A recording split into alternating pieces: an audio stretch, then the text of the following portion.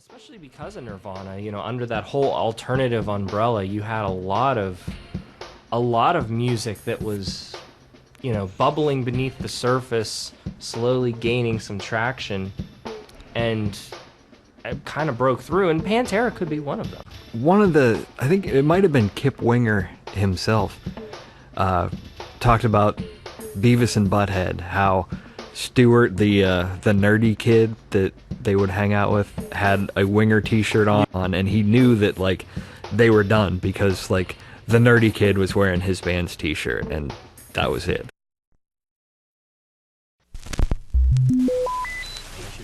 Could split a lot of hairs, hip-hop and rap, especially because rap is a vocal style.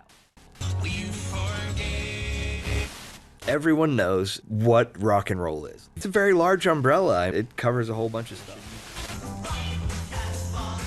Could you say that the Gaga gimmick was an afterthought? Like she had the songs, but they said, nah, you need more. She's definitely one that has the talent. Yeah. Can write, can do singing, songwriting.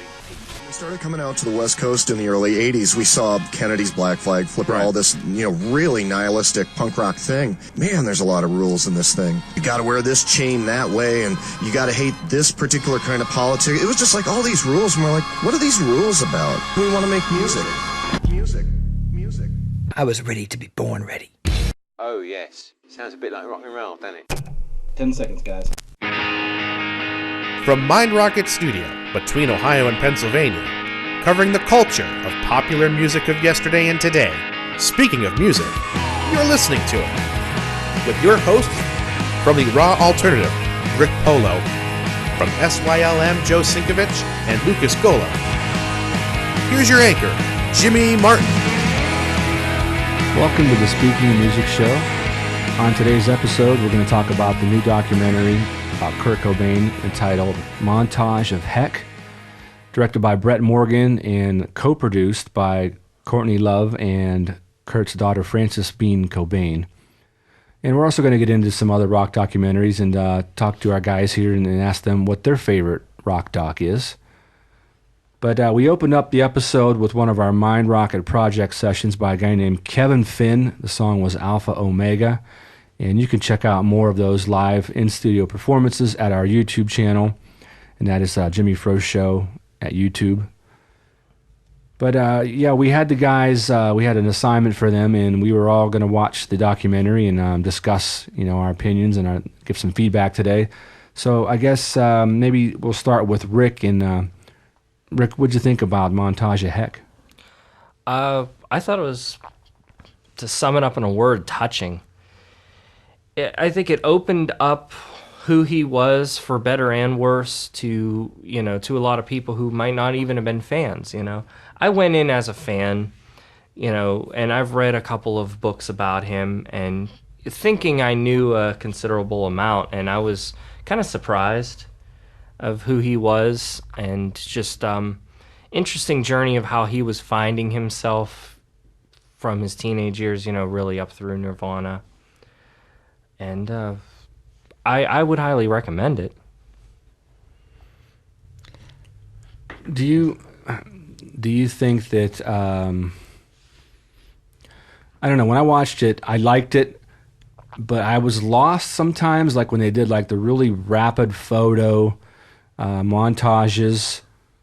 I liked the animation, but like some of like the really crazy photo montage moments got off subject, where like I couldn't even connect the dots as to why I was seeing all these like flaming satans and close-ups of bugs and beetles and stuff. And I think I actually didn't think too much of that. I kind of saw like maybe the sort of the artsy fartsy aspect they were going at, but if you really think about the portrait they were portraying of Kurt and who he was, it's kind of an accurate representation of what was going on in that dude's head, and just how it fit kind of his personality, how just eccentric he was and kind of all over, but he never really, that side of him never really came out unless you really dig deep into the music that he made. Mm-hmm. So I didn't really do a good job describing the documentary. This particular director and his team were given access to the entire Cobain family archive, and they used a lot of footage from notebooks, unheard songs, performances, 4-track recordings, artwork, etc., etc. And it really gave you an inside look into his upbringing and, Kurt as a teenager. And he totally fit that rock and roll, juvenile, delinquent glove. Whereas a lot of artists will sort of exaggerate that for effect. He was truly a lost young man. Did you get that, Lucas? Absolutely. And I'm not a huge fan, of that band really, or, that dude so much. And I enjoyed that documentary way more than I expected to. It was pretty long, and I'm like, oh man, this is going to be long, and I got to watch this thing, blah, blah, blah. And I dug it. And the editing is fantastic. The guy who did that did a wonderful job. And there's some animated parts in there that, if you're not a fan, like, I'm not a huge fan, you should watch it just for the animated parts because they're awesome. They're fantastic. And, there's a bunch of junky bullshit in there. And I expected that because, that's in there. You know what's coming. But even if you're not a fan, like I said, I am not, it's worth checking out. It was super good. I dug it. I liked hearing some of the raw versions of songs that were on Blind and, on Bleach and Nevermind. It was cool to hear the songs in their early form. Yes.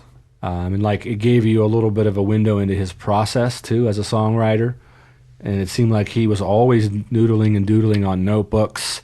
And I've noticed that too, in the movie Once, Glenn Hansard from The Frames, when they showed him writing songs, he was doing little cartoons that would sort of correspond with the lyric content. And it makes you wonder if a lot of prolific songwriters need sort of a storyboard to support their lyrical schemes. So I thought that was kind of cool to see all the little tiny drawings in the margins and then match them up with what he had to say. I think he was a wordsmith. Sure, I believe him when he says that all the lyrics to Teen Spirit, or most of them, were just arbitrary groupings of words for filler, and they really didn't mean anything. But I think a lot of the songs he was trying to say something. It might have been cryptic, it might have been coded, but he seemed like a dude that read a lot. He wasn't some dummy just spewing out barstool, lifestyle lyrics, getting laid and getting paid. It was like well thought out stuff. There was some philosophy layered in with his lyrical messages. But yeah, to sort of piggyback on Lucas's comment about the junkie bullshit, it's unfortunate that I don't think they glorified. No, not really. No, but it almost makes you feel a little bit bad. You hate to see someone that you admire, a rock star, a musician, and just see that really bad side of them. I hate to say it, but they sort of showed a degenerate side of him. Right. And that's kind of unfortunate. I totally agree. And I like Chris Novoselic way more than I thought I did. He was just, he was charming and funny. And I think he was my favorite part of the whole thing was, when he got to talk. And I like to see those guys super young. Dave Grohl looks like he's 14 and most of it. And I enjoyed that. No facial hair. Yeah. Tiny little guy. Tiny little voice. What was the question they asked Novoselic? Something like, why are you Nirvana? And he said, well, because we're not Aerosmith or something. Yeah. Something like that. Yeah. Yeah, and I can kind of understand that, and it's sort of it's weird how it ended up, how, they became such a giant band on a scale of Aerosmith, if not bigger than Aerosmith ever got. And they didn't really want to be like that. No, that's one thing that the film highlighted is their irritation with the interviews in the media spotlight. which I empathize to an extent, but I mean, you do, if you're trying to support yourself performing and playing music and you don't want to go into the factory and, do the workaday thing, you gotta pay the media piper a little bit so that your art, your product is being advertised, really. Totally. You have to think too. Kurt joked in other interviews about Beatlemania, and then there was Nirvana mania. And you have to think when the Beatles broke, that was pre-MTV, and rock and roll was still a little unapproachable from mainstream media. The Beatles may have helped change that, but and none of us were around for Beatlemania, but I don't think it was as in your face as Nirvana was, because by the time Nirvana broke, you had MTV, you had, all these magazines and all this, corporate attention on them. Can you really imagine what it would be like if they would have broke as they would in today's age, in the age of cell phones and YouTube and social media? How would that have helped or hurt them? Yeah. I don't know. It's hard to say because it seems like nothing really sticks around quite as long as it used to nowadays. Exactly. You know what I mean? There's a huge bunch of hype for a little while leading up to something, and then chances are good after it's released, you might never hear about it again. Like I know a lot of people, a lot of big names, older artists have put out things recently. Tom Petty, Paul McCartney, like, some big records from long-standing big name dudes, and there's a huge bunch of hype and then it's gone. It's just gone. You never hear about it again. Would that have happened to Nirvana now?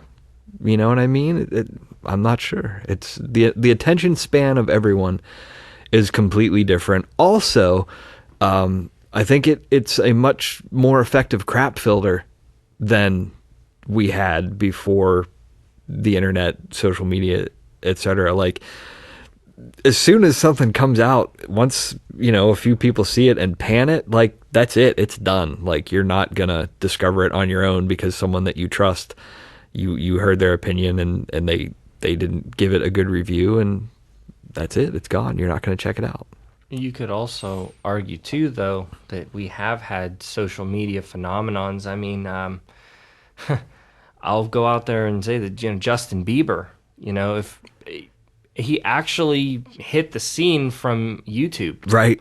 Yeah. And then, in the past so many years, perhaps it's died down in the last year or so, but I mean, he was a media phenomenon. Oh, yeah. For whatever outlandish things he was getting into. Oh, yeah. I mean, they caught him in the right age where he was going to turn into a teenage jerk, and he did, and it was, it was all you got to see, where, I think a lot of people, thank goodness that kind of stuff didn't exist when I was a teenage jerk, and now it only catches me as like an older jerk. And that's okay. But, some of the stuff that I did or said when I was younger, I would not want everyone to get to see or hear the things that came out of my mouth at that time. And that kid wasn't so fortunate. Mm-hmm. You think it also could be how our culture is hung up on this idea of danger still. When Nirvana first hit, I mean, it represented something, a shift in the culture. It was exciting. It was dangerous. Yeah. Young rockers thought they had to tease their hair a mile high and learn to play like Yngwie Malmsteen to be anything. Oh, hair metal, it definitely put hair metal in its place. Yeah. The guitar solo sort of fell off the completely earth, for a long time. Yeah, and that was okay, because a lot of that hair metal stuff was, the bubblegum pop of its day. And, the same thing happened with that stuff that happened with Nirvana, is that, a few bands hit it big. Record companies said, hey, let's sign a bunch of bands that are like this, or let's create a bunch of bands that sound like this. And it was watered down and crappy. You got a lot of that when Nirvana broke big too. There were a lot of bands that sounded a lot like that. And they were crappy. Yeah. And even 20 years on, there are bands that sound just like Nirvana, or bands that were Nirvana tribute. What's the one that Seether? Seether, yeah. Oh my God, come on. And that stuff was, they were like a Nirvana tribute band. Same with what's the is it Godsmack, that was an Alice in Chains tribute band that got signed and is now known for not being. Well, their case, I mean, shamelessly, their logo is the exact same as Alice in Chains. That sun. Yeah. But there were a lot of really, because Nirvana was so different than everything that was on, coming down the mainstream pipeline at the time. There were a lot of people who tried to like capture a similar thing. So all kinds of weird bands were getting signed and, getting exposure where you might not have otherwise heard a band that was so weird that they would not have garnered any sort of media attention or radio play just a couple years earlier. Now they're, you know about them, you hear their stuff, and they made a little bit of money off of it. And that's nice, with every band that is just a Me Too thing that is inferior to, they were just like, trying to just take wild shots in the dark and hoping to hit something that was as big as that and could make them as much money as that. And you got some bad stuff and you got some really good stuff out of it too. And that was kind of nice, because a lot of the stuff, there were a lot of bands that Kurt Cobain listened to that I also listened to. I mean, he wasn't that much older than me. So bands that, were weird, obscure underground bands that no one would have ever heard of before were suddenly thrust into some sort of spotlight or got some exposure that they would not have otherwise gotten. And, that's kind of nice. I think, too, it's not always a case, if at all, where these evil executives are taking the Nirvana mojo and putting it in a test tube and mixing it in a vat to make these other plastic reincarnations of grunge bands. I think, like what you were saying too, Lucas, is that when the sound becomes popular, the promoters and the label execs, they start hunting for these bands that were kind of already made and out there, but just didn't have any light pointed out on them.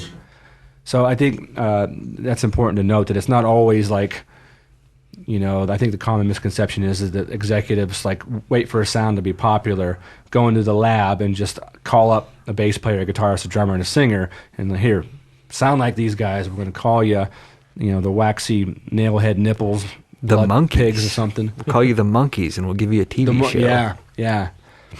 So that's important to note. But I wanted to give some chronological perspective to, Nirvana when they broke. Nevermind came out in 91. Prior to Nevermind, some of the top albums were by the artists Firehouse, Anthrax, Skid Row, and Warrant. And here's what's important to note. With the exception of Sebastian Bach from Skid Row, all of the voice textures were smooth, the typical hair metal, Don Dokken, Bruce Dickinson, more smoother voice texture. Falsetto. And here you have this, Teen Spirit that's being played on the radio. And when that chorus comes in, it's a head turner. It's like, I remember, man, I was standing in my living room. I said, what the hell is that? It was like this really shrilly torn up scream. It sounded like it was coming from a voice. How your voice gets when you go to a football game or, you're in a bar all night screaming. And I'm like, what the hell is that? It sounded affected. It sounded burnt out, but it grew on you instantly. It fit the aggression and the energy and the drive of the song. And it's important to, juxtapose that voice texture up against all those Smoothie McSmootherson voices from all those 80s hair bands.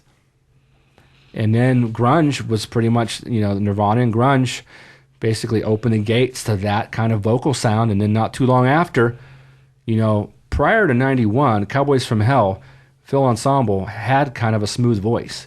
Yeah. He engaged that screamo once in a while, but it was pretty like the traditional hair metal 80s vocal. And then post Nevermind, he went into full blown burn up voice, the screamo.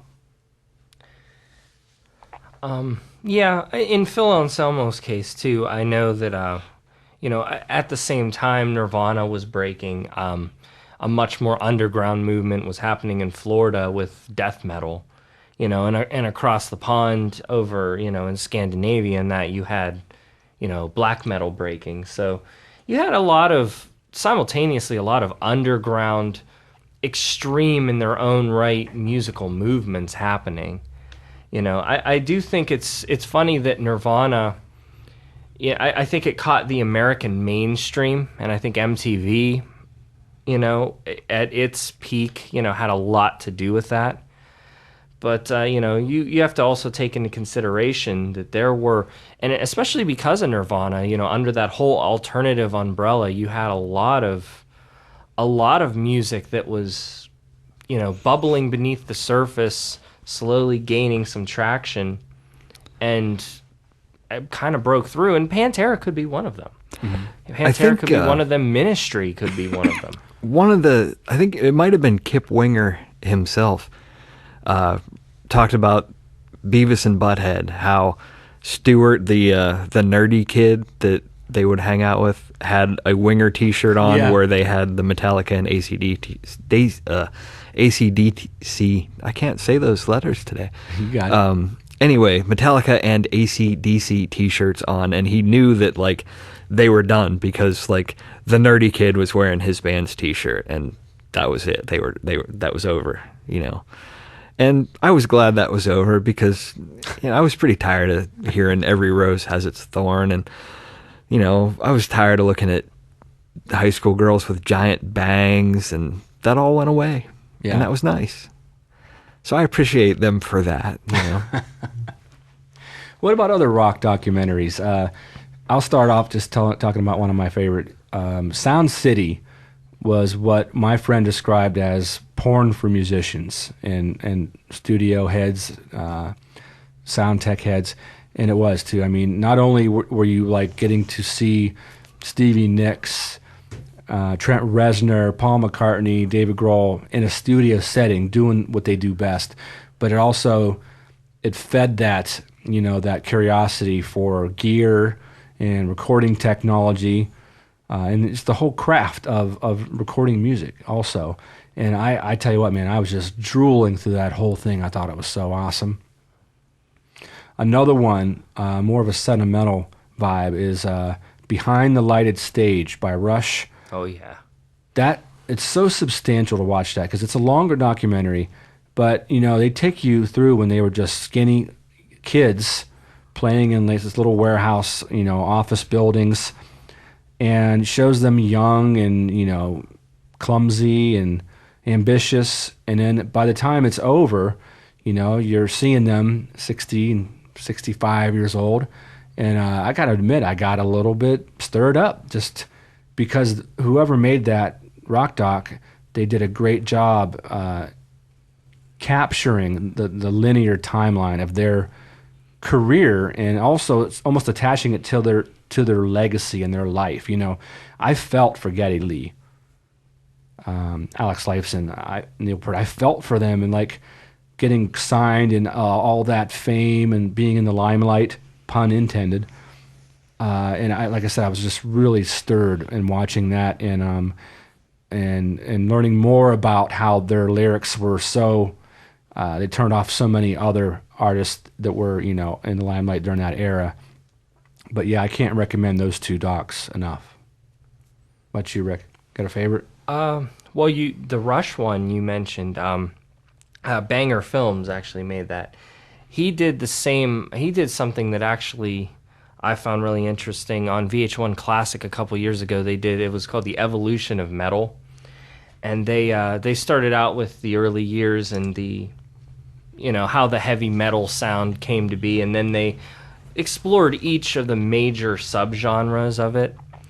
And there was a final chapter that VH1 Classic wouldn't air that he crowdfunded, released online on Extreme Metal.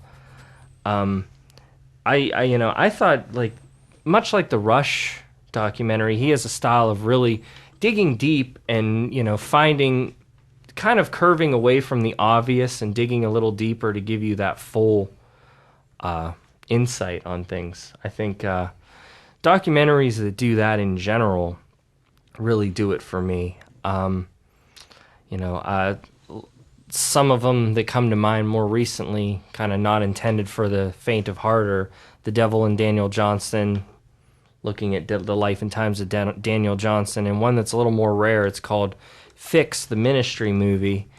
It's about Ministry, who was kind of one of my favorite bands for a decent period of my life, and that documentary left you not knowing how to feel about, the man who pretty much is Ministry, Al Jorgensen. Do you think he's a genius, or do you hate him because he's such a low life junkie through most of the documentary? Wow. And it's really a lot of juxtaposition in there. Like, is he a genius, or is he an absolute phony who just kind of fumbled his way through this? Things like that kind of make you think twice, really tend to resonate with me. How about you, Lucas?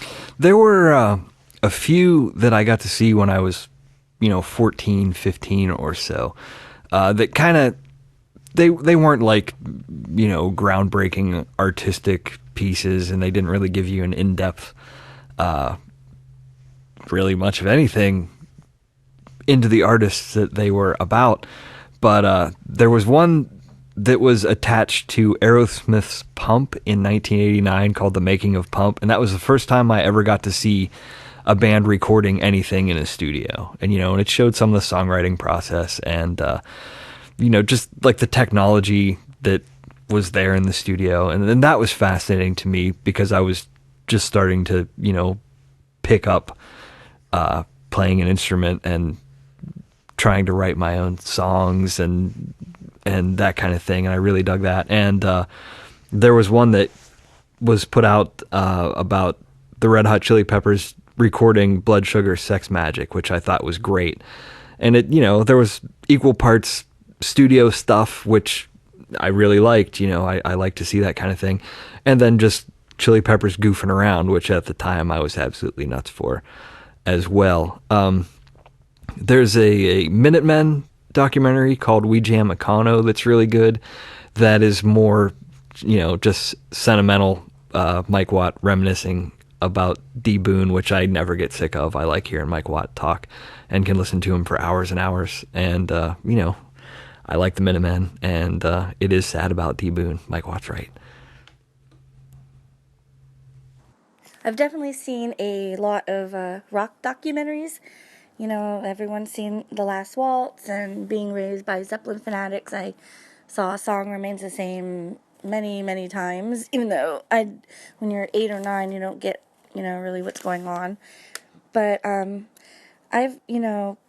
there's a lot of rock documentaries that actually, have some sort of, like personal connection to me. Like, I just moved from Youngstown to Austin, Texas about a year ago, and there's a couple that I had seen before and rewatched after I moved here to see if I could recognize Austin stuff, like The Devil and Daniel Johnston, which is about the musician Daniel Johnston, who grew up, manic depressive or bipolar. I'm not sure what his particular diagnosis was, but he spent a lot of time in Austin, and he kind of conned his way into the music business by sneaking on to MTV, and he hung out with the Butthole Surfers. So the documentary shows, some, parts of Austin and talks about Austin music history, which is really cool because I got to learn more about it, the history after I moved here. And another one, a local Austin legend, is the documentary about Rocky Erickson. I think it's called You're Gonna Miss Me. It was on Netflix for a long time, but I'm not sure if it's streaming anywhere else now. And his story is just fascinating, and I was lucky enough to see him on Halloween play on the front lawn of like a giant old mansion that was decorated up like a haunted house. It was one of the coolest shows I've ever seen, you know. But yeah, he's definitely, you know, Austin music legend. So it was kind of cool to have seen that, and I want to watch it again, you know, since I've moved here. But I have to go find where it's streaming. Another one was on Netflix. I watched a documentary about the pioneering rapper Blowfly, who was kind of a shock rapper, and he still performs, you know, and he's in his 70s, I think, maybe even 80s, and he was coming to Cedars, so I watched his documentary, which is about how, like, he got conned out of a lot of money, and, you know, that's how come he still has to play shows, but just that he just has this great attitude, and he still, like, raps his crazy shock raps, and wears a cape, like in a sequin jumpsuit. And when he played at Cedars, I got to introduce him and bring him up onto the stage, because I guess every show he picks a girl to come, you know, escort him. And it was just nice to have watched the movie about him and then meet him. And he was just totally cool to everybody, and everybody had a great time at that show. And another one was there's a documentary about, you know, a 90s indie rock kind of frenemy ship called Dig, and it's about the two bands, the Dandy Warhols and the Brian Jonestown Massacre, and the two singers kind of have a frenemy ship where they like and hate each other, and the one is more of a clean cut, you know, kind of guy, and the other is just like a giant mess, you know, just kind of a self-destructive asshole. And I had watched it because a friend of mine had seen the documentary and actually became enamored with the asshole of the two, and actually wanted to hang out with them, and managed to, like, get backstage or go on their bus or something. And then predictably, you know, the guy was a total asshole to her, and it just watching that made me wonder why anyone would want to hang out with that guy, because he, you know, is just clearly like a dick. You know, but, you know, just movies only show one side of things, so you never know if they're true, but in this case, yes, it was totally true. But another, in terms of just being a really well-made doc that isn't really shown a lot, because I don't even know if it's been released on DVD, is the Nine Inch Nails tour documentary Closure, which follows them on their Downward Spiral tour, which it's definitely really interesting because it shows like all the like really nice, beautiful technical stage show of that tour, and, you know, just how life is on the road, but it also just shows how, you know, unique Trent Reznor is, and he's a low hometown boy. I used to see him at the Eastwood Mall every Christmas. He'd take his grandma shopping, you know, and sign autographs for people and take pictures. You know, he's always very nice, and, you know, still comes back to the area to visit his family. But that documentary just shows, like, at the time, just how crazy and weird Nine Inch Nails was, and unique, and I don't think that people really understand, like, how kind of counterculture they were for as big as they got. You know, he kind of flew under the radar because everyone just started focusing on Marilyn Manson a few years after that. But if you get to watch that, it's I have 2 copies on VHS that I bought at a flea market or something. But yeah, if you ever get a chance to watch that, I know our friend Chris Williams busted his VHS copy out the other night, so yeah, I'm sure you could probably, you know, find it online somewhere. It's just really, really cool.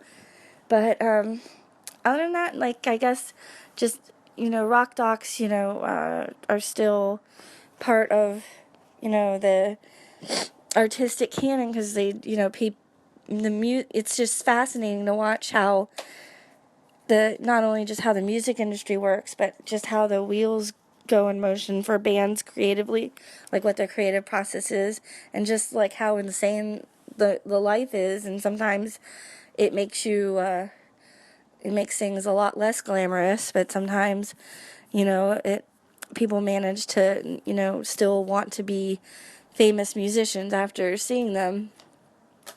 So I guess they done their job.